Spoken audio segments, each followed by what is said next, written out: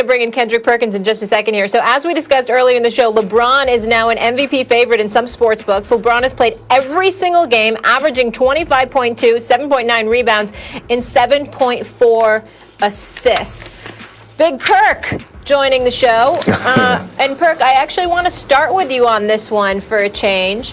Tell me this, how should we feel about LeBron being pegged as the MVP favorite?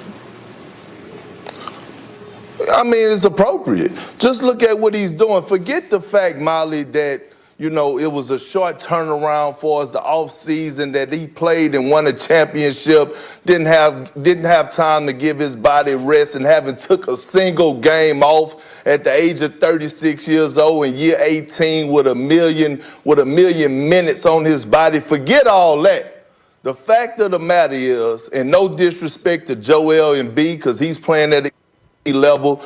No disrespect to Big Joker, Big Jokic down there in Denver, because he's playing at the MVP level. No disrespect to Luka and Paul George and Kevin Durant.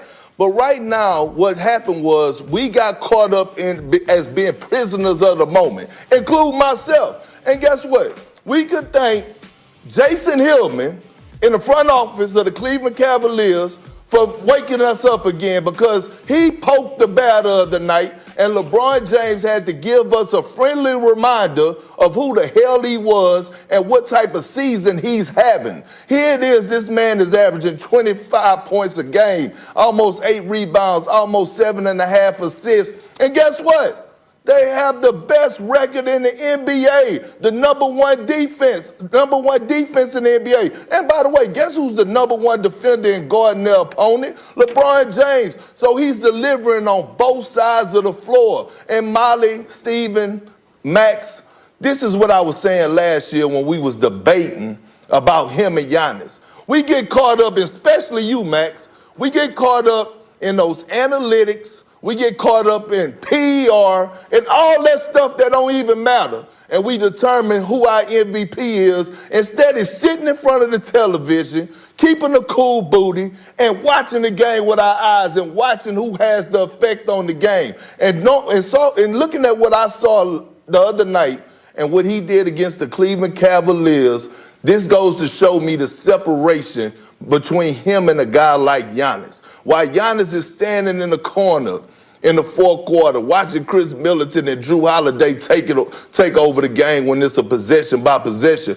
LeBron James is saying things like, get the hell out the way and let me go for 21 in the fourth and carry us to victory. So with that being said, let me apologize to LeBron James for not even recognizing him and taking him for granted like we have done over the past 2 decades, when he should have been winning MVPs multiple years. But at the end of the day, he should be a favorite in a lot of people's eyes, because what he's doing right now for the Los Angeles Lakers is phenomenal. Well, he's among the favorites. I wouldn't say that I'd make him my MVP right now, but understand, I'm the dude saying MVP shouldn't even be given out until the end of the entire season, not just the regular season. Because what we've seen from LeBron in the regular season is he fits in among the top players in the league.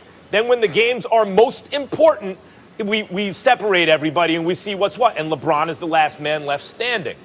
But that's not what we're talking about. We're talking about favorite for regular season MVP. And Perk, everything you said about LeBron is true, and he's great too. Of course, he's coming off a 46-point game, 21 in the second half. Joel Embiid hasn't played last couple games, so it's 18 games for LeBron, best record in the league. 14 games for Embiid, best record in the conference.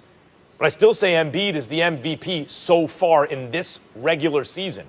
Now, Embiid, not only you talk about PER and all that stuff, he's leading the league, Perk. Embiid has those numbers, and all PER is you're taking all the stats people like to cite and you're putting them all together.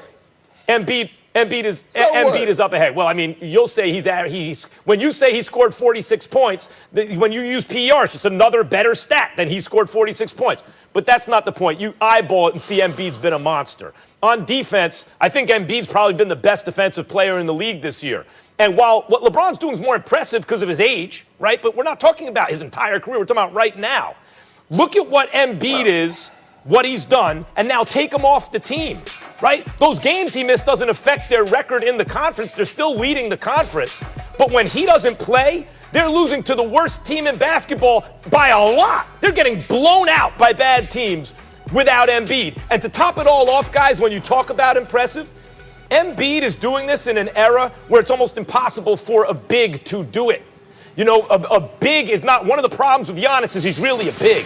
He needs another dude who's as good as him, but not a big to win. Embiid is a big who's doing everything.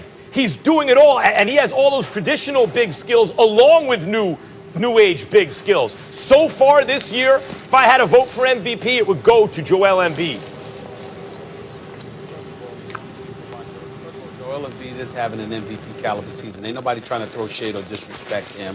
But the major reason why we're so impressed with him is because we know what he can do, and he hadn't done it on a consistent basis throughout his career, whether it be because of injury or at times appearing disinterested. Whereas now that Doc Rivers is there, and and Daryl Morey and Doc Rivers and Elton Brand have shooters surrounding him, with Tobias Harris is playing at a max contract level, with Seth Curry shooting damn near 60% from three-point range, averaging 15 points a game, and all of that other stuff. That has helped, and Ben Simmons has been unleashed. We get all of that.